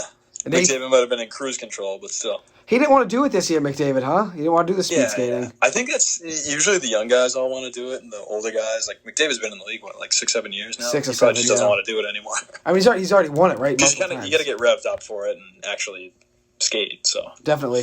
I mean, he's already won it multiple times, too, right? 8 years now in the NHL for McDavid, by the way, but he's already done it. Yeah, you watched him last night. It's like he can probably skate faster than anyone if he tries, even just a little bit. So we were texting about him and Bobby Orr. I think he's obviously speed factor they both had, but Orr has the power strides though. I don't know. I know we talked about that last night. I mean, when Orr skated, they were whacking him with sticks in the leg and the head and the chest.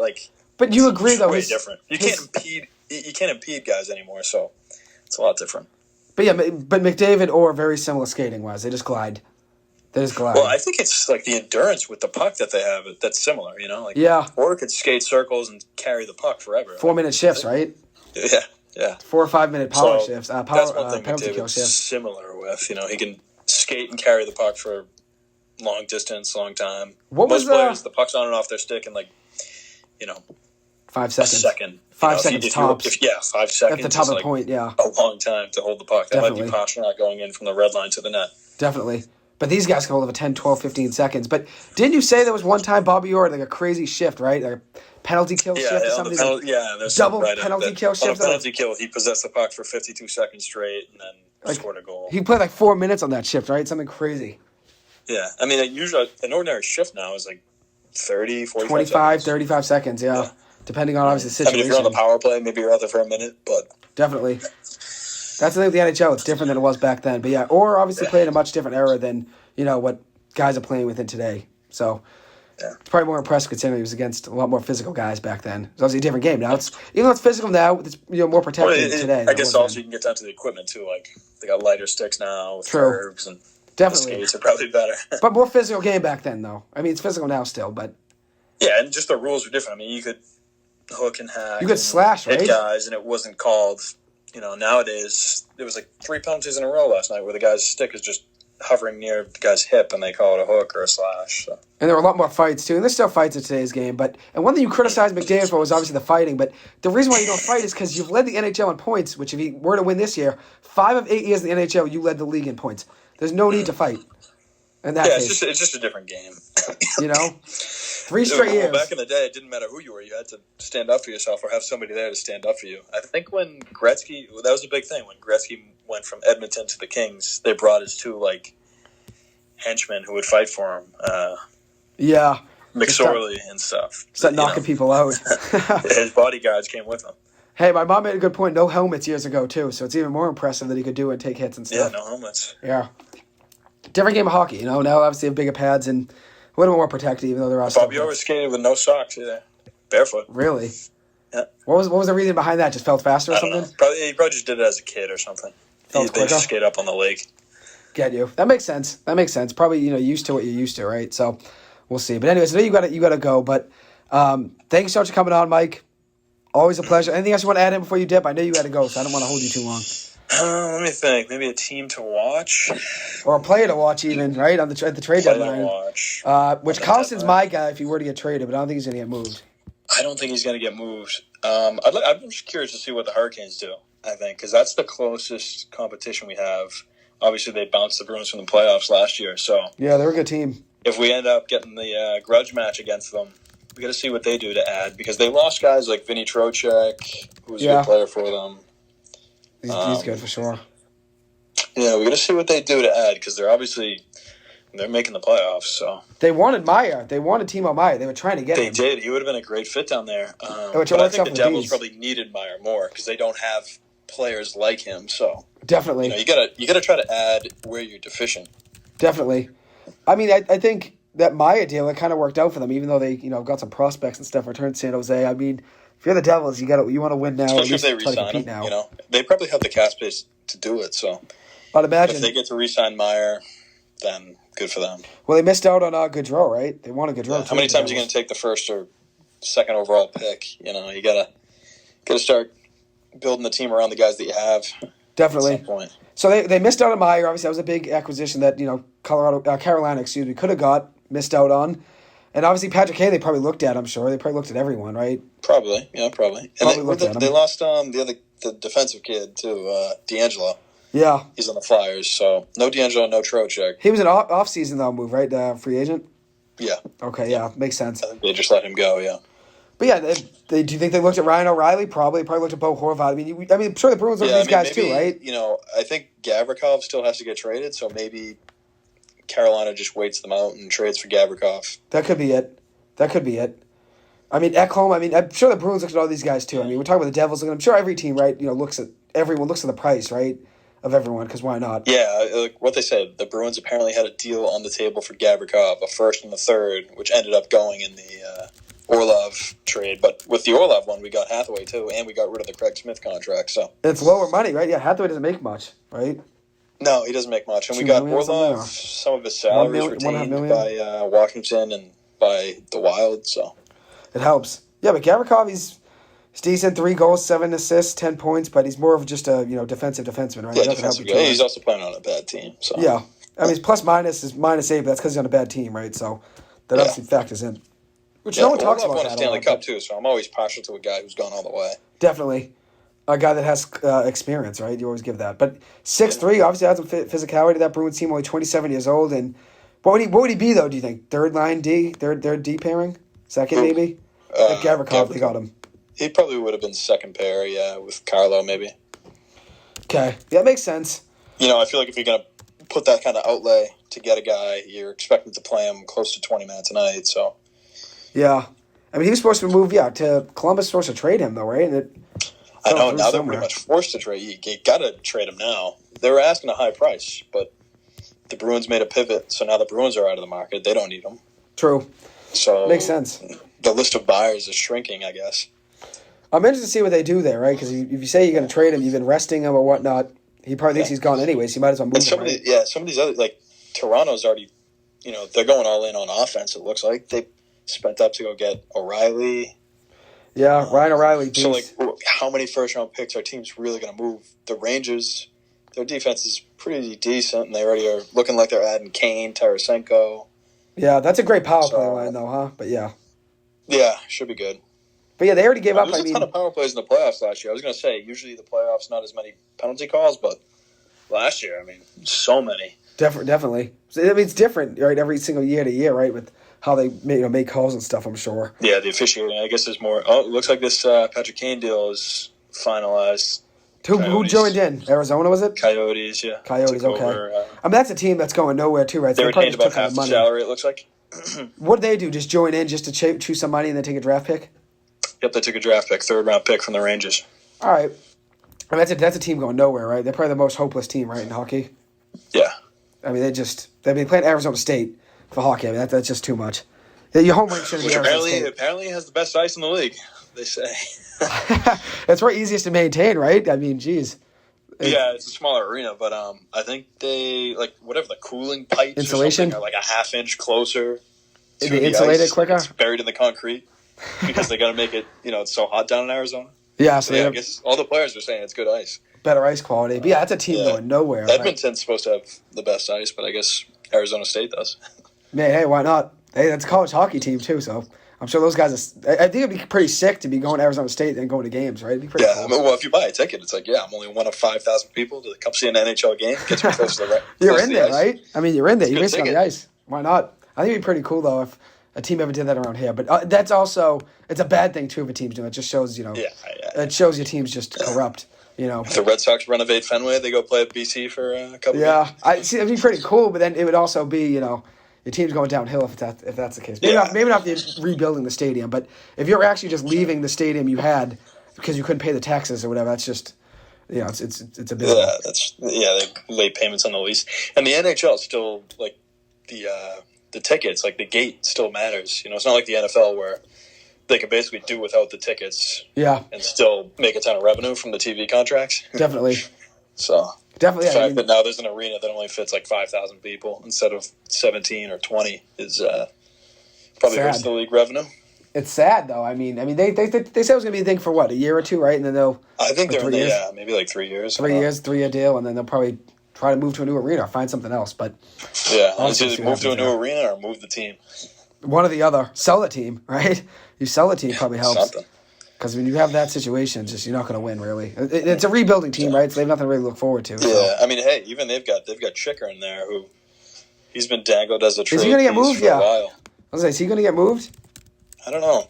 They've been sitting him, but they sat him around last deadline too. So we'll see then. He's got 28 points though in the 36 games. He's a good player. You think the Bees would look at him? Or no need. I think they were looking at him, but now he was the most expensive of the guys that we were looking at. Well, Karlsson's an offensive defenseman just like him, right? Yeah. I think he still has 1 or 2 years at a very reasonable price, $4 million or something. So. Yeah. He's good, though. wouldn't be a bad move for the Bees. Yeah, I don't know who can afford him. 2 years left at A $4.6 team like million. the Devils, maybe, but 2 years, $4.6 now that they got million. Myers. Yeah, I'm with you there. Chickering, that wouldn't be bad though. But 2 years, $4.6 million. He's getting paid. Yeah. Edmonton's got to ante up and try to get him, maybe. I mean, they just got Ekholm. He's got an AAV of $6.25 million. They're already paying him 3 years, $6.25 million per year. It's already a lot of money there in that. In that deal, they're getting him, and obviously you're already paying Draisaitl and McDavid. Yeah, I think Draisaitl and McDavid make up like $20 million of the cap. So why do they look at a guy like Ekholm? I mean, not Ekholm, Orlov. Think about it, those guys make a quarter of the money on the team. It's just two guys. That's the thing.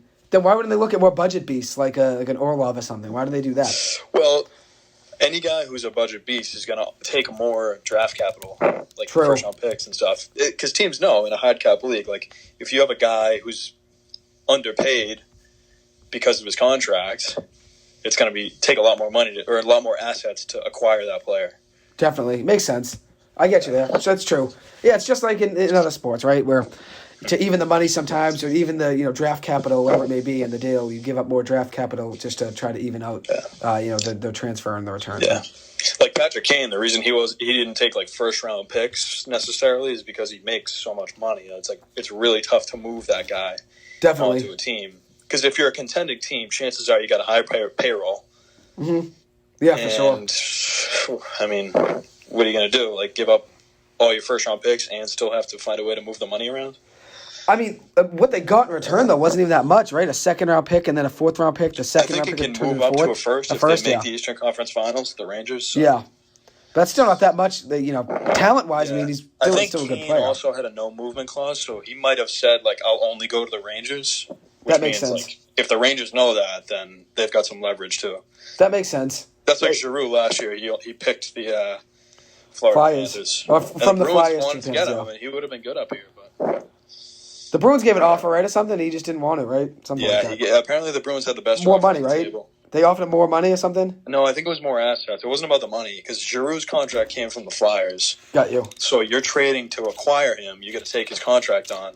Got you. So it's really just about who gives the Flyers the best, like the most assets. I thought we were just chewing more money in the deal, and that's why it would have been. But no, I think because he had a no movement clause, he got to pick where he went. Got you. And apparently it was between Colorado and Florida, and he won Florida. So well, Philly did that last year. This year they said that everyone's on the line to get traded too. They said anyone could call and look at them. So guess we'll see where they go. Need help. Yeah, poor Easy E, huh? Tough. Flyers guy. Well, they got Tortorella now. He's a good coach. Keeps him competitive at least. But they just get him. Is his first year or second year with them? First year on the first year. Yeah. First year. He's a good coach though. Why not? Yeah. Anything can help. Shots. Right? Yeah. Good defense, right? It's important. Yeah. Definitely. But I'll let you go. I know you got to get going. But thank you so much for coming on, Mike. Always a pleasure. I'll have you on which I'm going to break down at the end of this episode, outlook of sports over the next few weeks. And one thing I'm going to talk about really quick is March Madness. Obviously, will begin by the time I get back. I'll get back March 13th. My next show will be March 14th in the studio. March Madness will begin on that Wednesday, March 15th, with the first four. Perfect. And then, so we'll have you on for that. We'll give our predictions. Two teams, though, I know you're a fan of. I'm a fan of that could be in the tournament. Oral Roberts looks like they could get in. Even if they were not to win their tournament, they could get in just by an at-large bid, which isn't likely, but they can get in even without it. And then TCU, probably be a 5 or 6 seed. Those are our boys. I'm all ears. Yeah, hey, I'm going to have to scan the landscape, read up on some new guys. We'll find the new Oral Roberts. And then Marquette, that's a team which we haven't talked about, but I think you'll like their style of play. I gotta keep an eye on them. Yeah, they'll probably be about a 2 or 3 seed. I think they're the number 6 or 7 team in the country right now, but I think they'll even out to be a 2 or 3 seed. But who's the top scorer in the country these days? Let me think. It's a good question. That kid in Alabama that has some issues right now, some allegations, something came out about him. And I think he's a top scorer. I think he averages about 20 a game. Did somebody just beat Alabama recently? Or yeah, they fell off. They lost a game. They did. Okay. You got that right. Let me see. Individual statistic. I want to see points per game. Let me see. That's a good question, though. I got to do my research here. Some kid from Detroit Mercy, who BC actually played against, Antoine Davis, averaging 28.1 a game. What a beast. The next closest is 23.4. I don't know if they are. Let me see. But Max Asmus, our boy, 6th in the country at 22.3 a game. All right. So he'll find himself probably be the second or third best scorer. Maybe probably second overall. Zach Edey of Purdue will probably be the first best in March Madness. But Let me see Detroit Mercy basketball. But yeah, I don't know. We'll see how things go. But I know you came on. Was it last year you gave your predictions, and even the year before that we were giving our thoughts and stuff. So it's always what we do, right? You always got to have your Earl We'll do it again. Detroit Mercy. Edie's up there on. Yeah, he's a stud. He's fifth in college scoring. Detroit Mercy. They're 13 and 18 on the year, and they're 8th in their conference tournaments. They probably won't find themselves in the tournament, unfortunately. But that kid's a stud, though. Walker shooting. Antoine Davis, 28%, 28 points in 31 games. He's only 6'1", too. He must be a great shooter, I'd imagine. He's making it rain.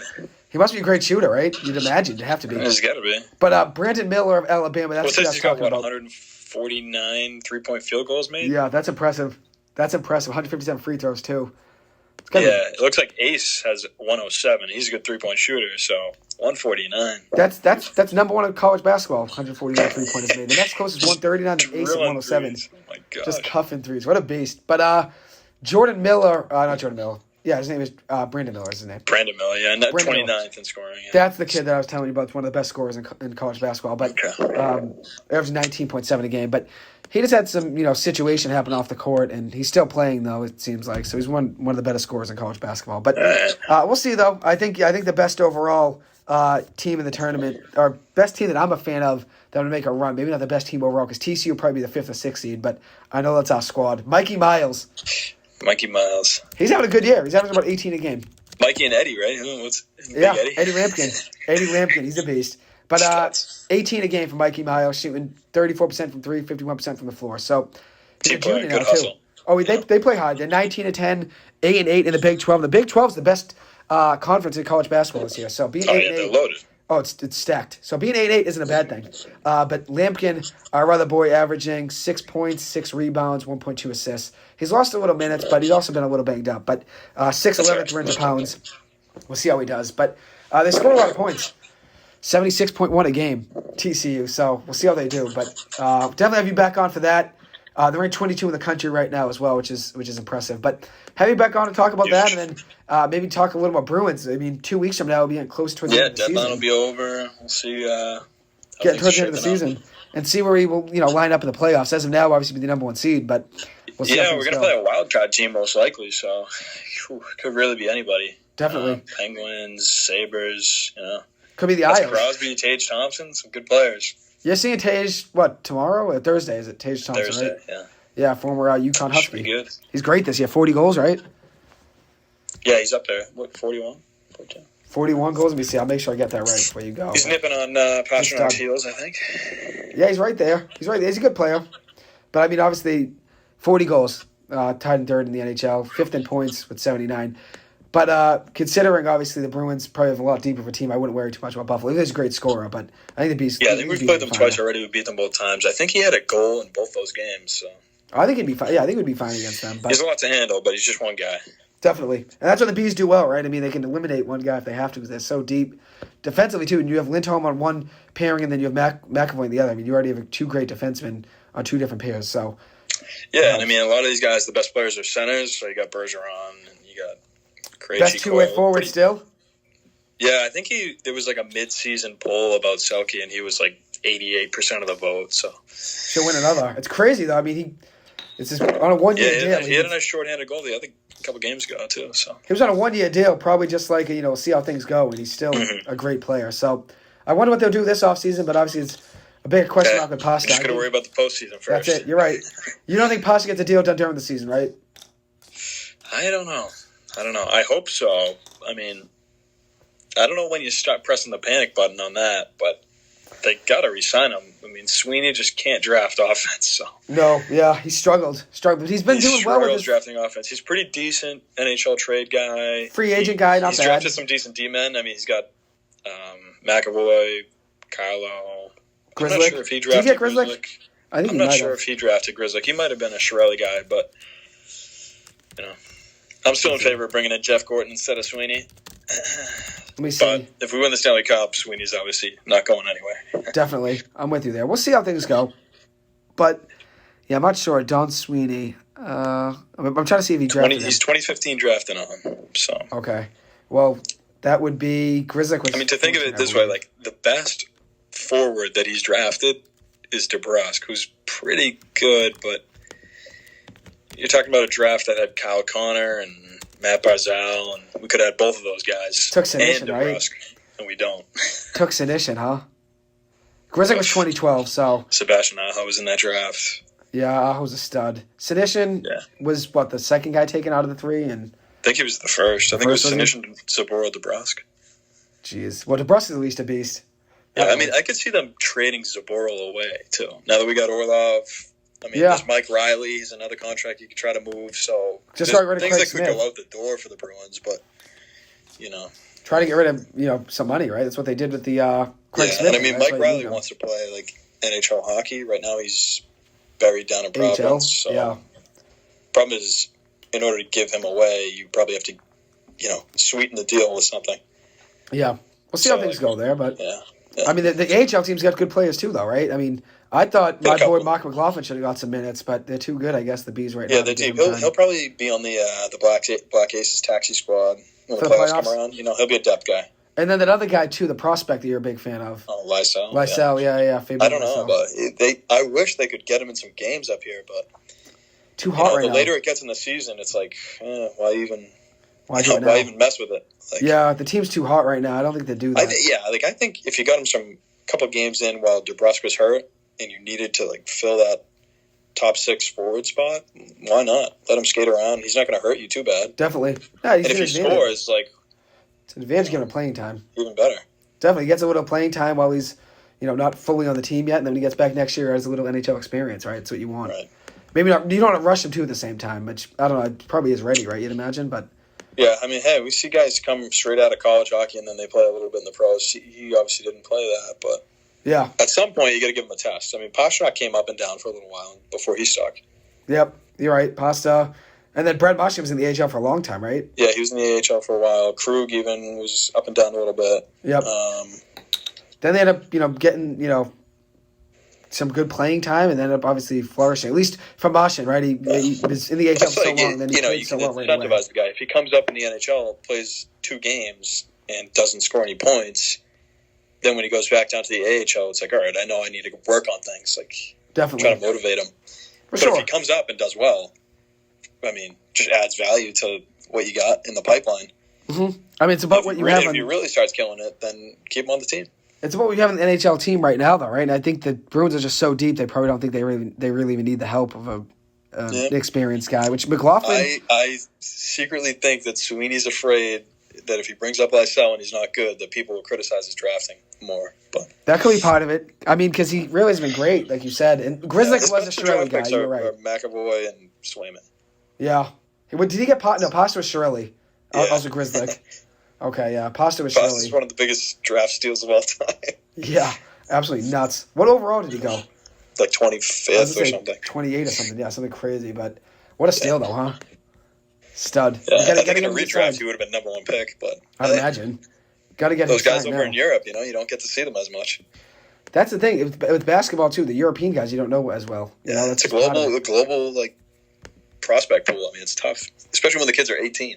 Yeah, it's impossible to know for sure. Especially how it's going to translate from a random league in Europe to coming to the NHL, or even AHL, because some guys obviously start there for a couple of years and make their way up. But some guys go from college hockey right to the NHL, though, right? Like Jack Hughes did that. Yeah, I mean, even Gaudreau, he clicked over after the junior year, after the BC was eliminated, and then by the next year he was full-time on the team. Definitely. So I guess it depends on, if you're ready or not, right, developed. But I guess with Jack Hughes it helped, right? He went right up and just started playing. Eichel, one and done. Yep. I think that's probably what happens, right? You go from, or at least for Jack Hughes, he was on the U.S. development team, so you probably play against some similar talent anyways to what you'd play in probably the AHL or something, or good college hockey team, that is. But probably AHL's probably still better than the development team, right? Because those are guys that are professionals. But yeah, I mean, similar in terms NHL. of hands-on training, though, I bet the U.S. national development team is probably a little bit better. I was going to say, it's probably NHL training, right? But you're playing against college hockey talent. So he jumped in right away and played. But obviously it's different for every player, right? So we'll see how that goes. But I thought McLaughlin should have stepped in and been on the team this year. But maybe it's helping him getting some time to the NHL. Yeah, I think it's, I don't know, tough. When you got contracts like Craig Smith and Mike Riley, hard to sort of squeeze a McLaughlin in there for enough minutes. And then you're getting guys in the offseason. Foligno, I mean, if Foligno wasn't on the team, then maybe McLaughlin slides in, but Foligno's been good. So. And Zach isn't playing well, right? And that was the guy who you don't want to, like, once a guy like Foligno is contributing on the ice, he's so good in the locker room, too. You don't want to get rid of a guy like that. So. Definitely. Great locker room guy. Like, what did you say they call him? Uncle Nick, right? Nick, yeah. Yeah, I met him. He's a great guy, actually. Right, yeah, you met him. Yeah. He was really cool, actually. Gave us, me and Mark Walsh, a minute or two on Ping Pong Monday. We talked for probably about 2 or 3 minutes, which was cool. So, great guy, though. Pretty good. People. Pretty good value signing, too, right? Because he's not really making too much now, is he? Yeah, I guess this year he's more or less worth it, but he makes like $3.8 million, and I think Krejci and Bergeron combined like make less than that. So, hey, Taylor Hall's getting. You want to talk value? Taylor Hall's getting a ton, though, huh? Yeah, he makes $6. I mean, that's the other thing about Sweeney being a little overrated. Like, he's just lucky that he works for the Boston Bruins. And that guys like Bergeron and Krejci come back playing for nickels and dimes. Yeah, you're right, actually. Yeah, because both of them got, 1 year veteran minimums?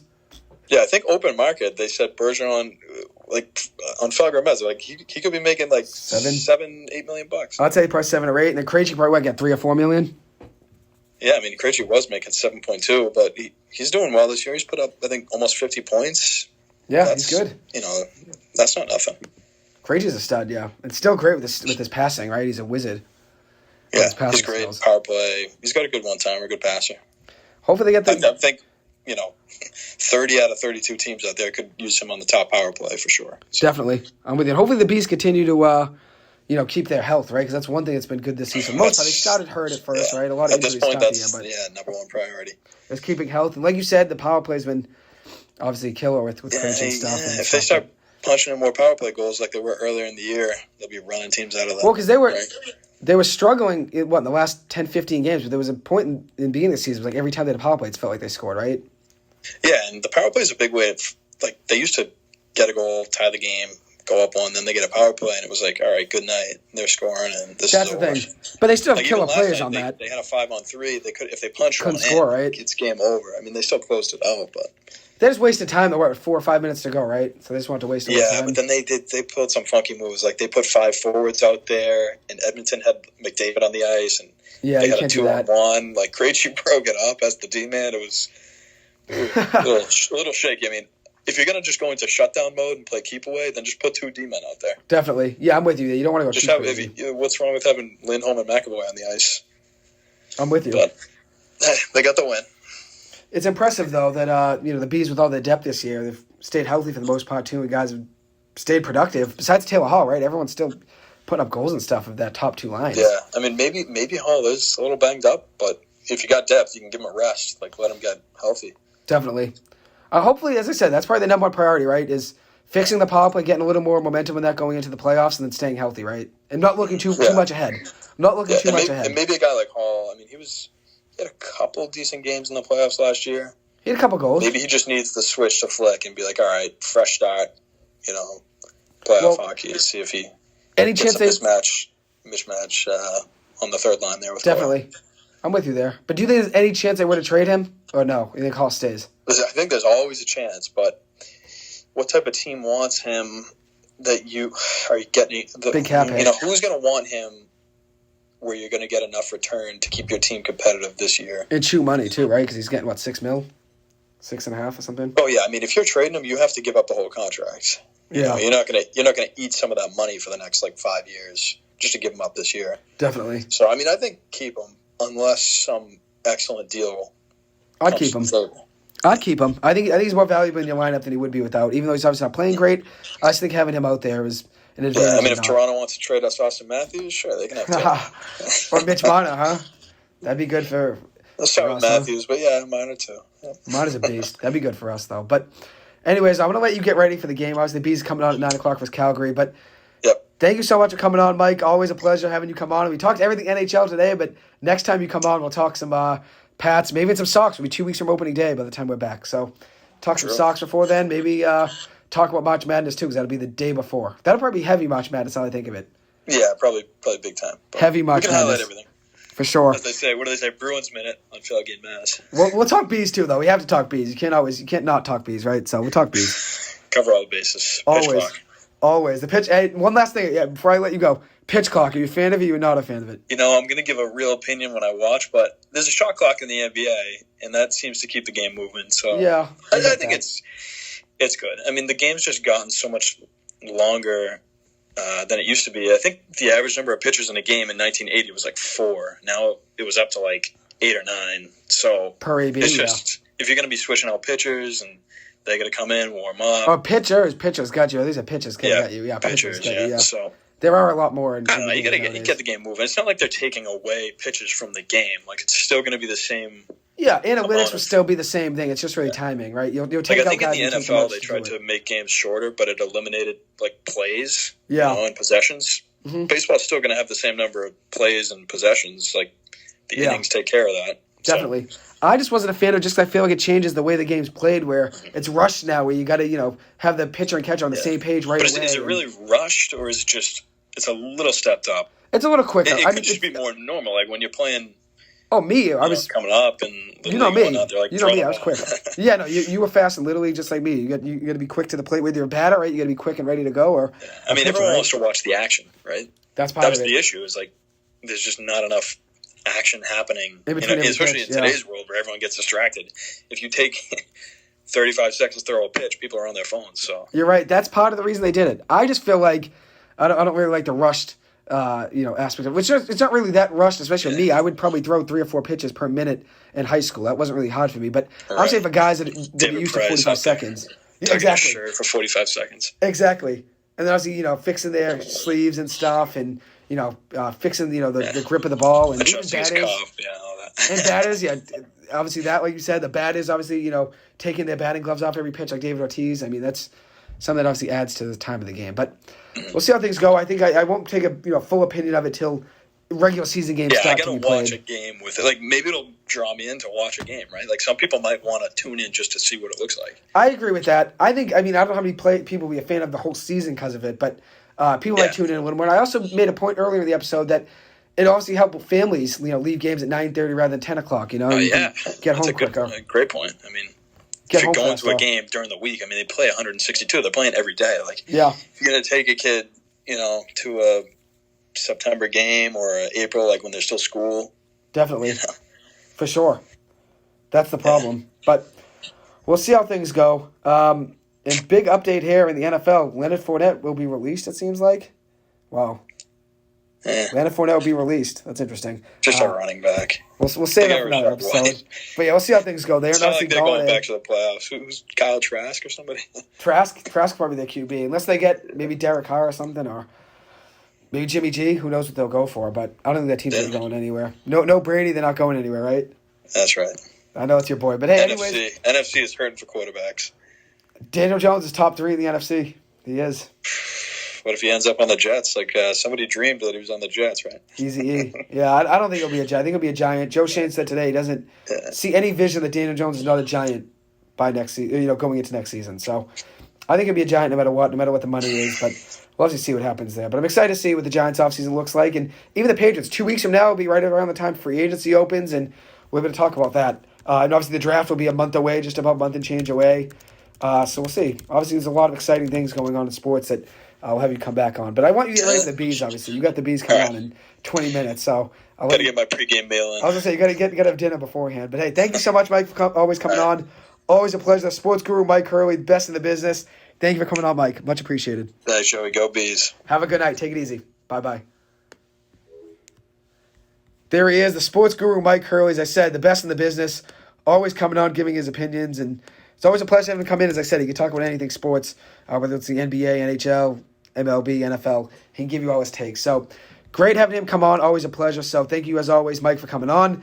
And one last thing I want to update with and I want to end with was BC basketball. And I was talking about them for a little bit earlier in the episode. And I was talking about how good they were playing as of late.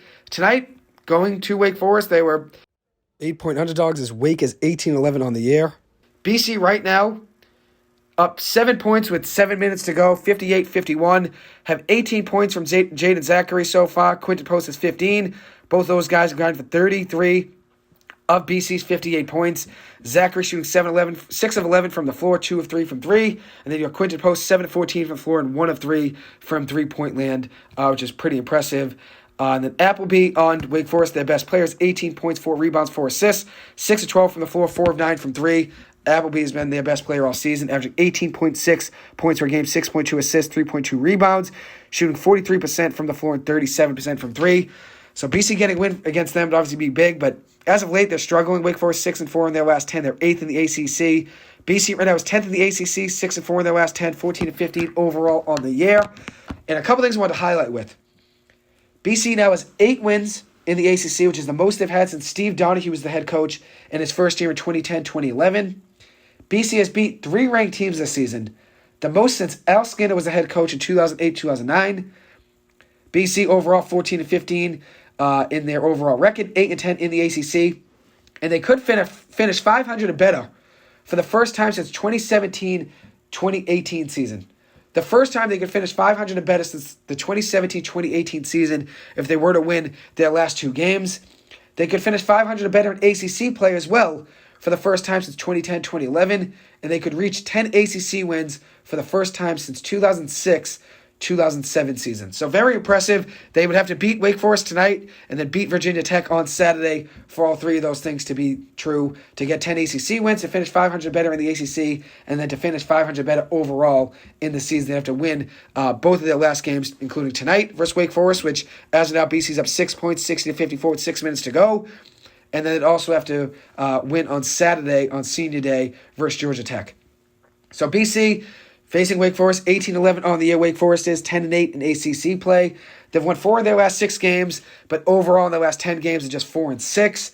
BC lost them by 22 points in January at Conte Forum, but BC's been catching fire as of late, and hopefully will finish this season hot going into the ACC tournament. And I think BC will be a lock for the NIT, the National Invitational Tournament. Whether or not they were to get a long run into the ACC tournament, I think they could qualify for the NIT or maybe the CBI, the College Basketball Invitational, if they were not to get into the NIT. But BC on the year has 5 ACC home wins.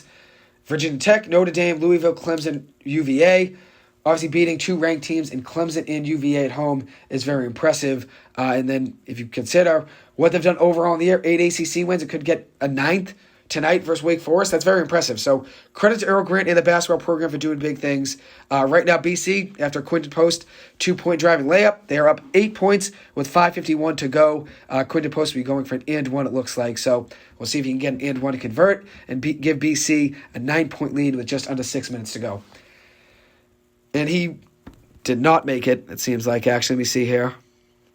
He missed the free throw, and then Wake Forest ended up going down the lane.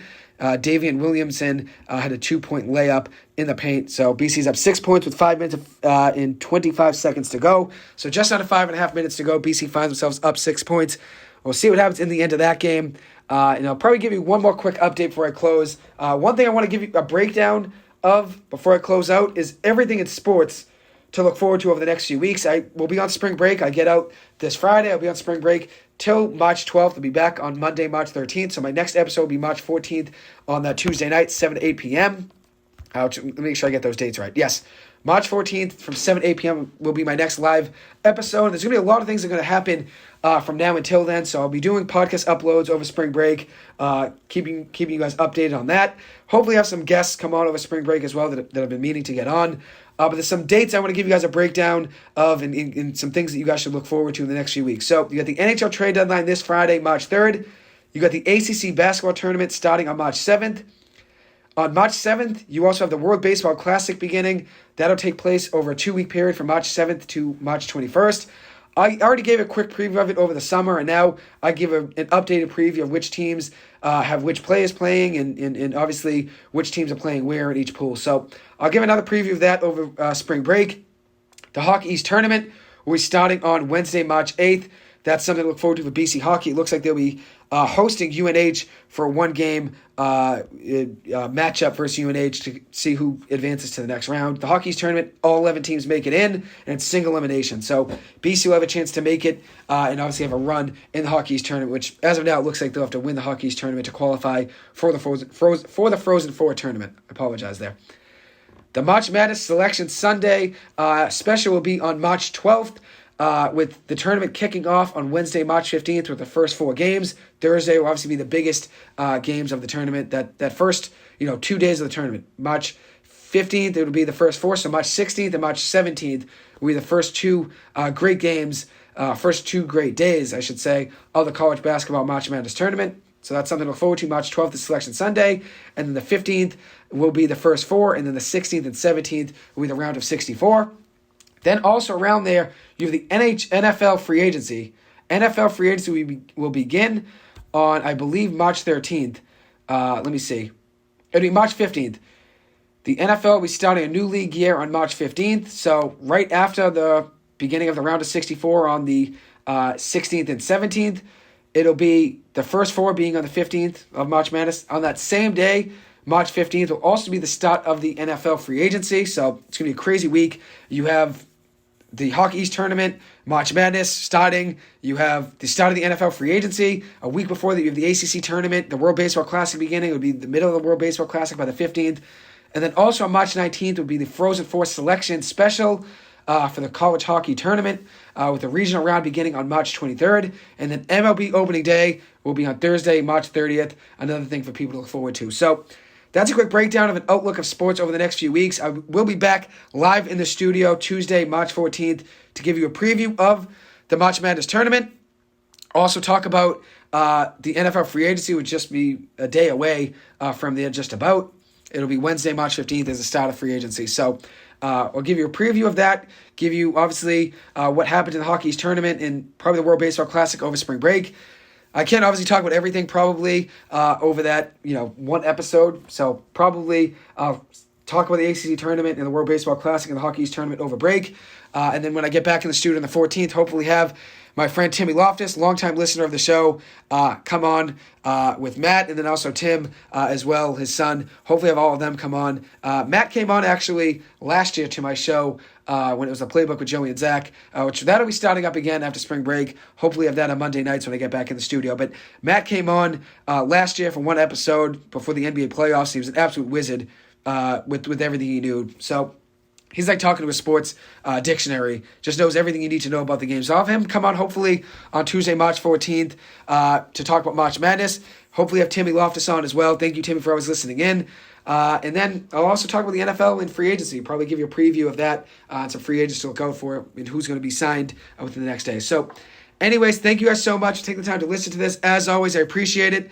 I won't be on next Tuesday night. I will be at home. As I said, that'll be spring break over the next week. But I'll do probably 3 or 4, maybe 5 podcast uploads, from now until, March 13th when I'm back in the studio, or March 14th, it'll be Tuesday night. So there's a lot to cover over then, as I said, the NHL trade deadline, the ACC tournament, the Hockey East tournament, the World Baseball Classic. There's a lot for me to cover over the next, 2 weeks until I'm back in the studio on March 14th. So if you're interested in listening to my podcast on Spotify, check it out there, whether it's on Spotify, Amazon Podcasts, Amazon Music it is, iHeartRadio, Google Podcasts. It'll be uploaded on there, YouTube as well.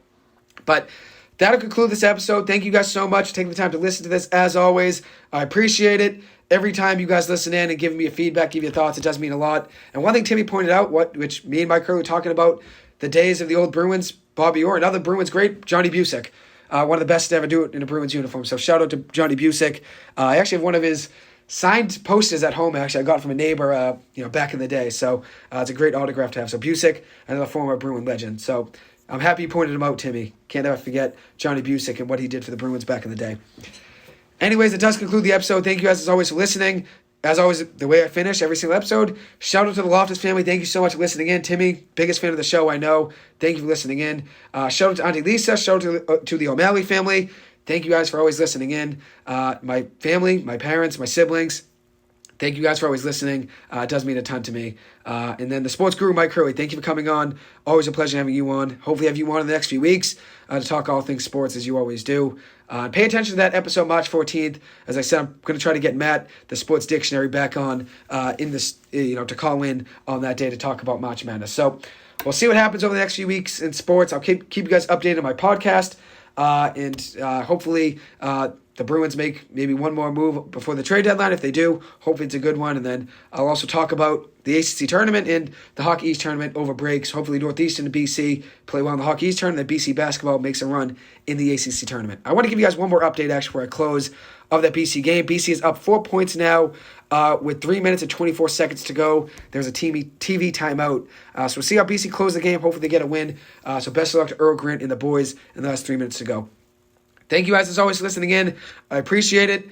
And I hopefully will be back on 2 weeks from now, Tuesday, March 14th at 7 p.m. on WZBC AM Sports Radio. I'll probably play a couple songs before I close out. This will be the end of the episode here for the radio show. Thank you guys as always for listening in. Much appreciated. Stay well, stay safe, and hope you guys all have a great next few weeks where I'm back in the studio. Take it easy and take care. Thank you.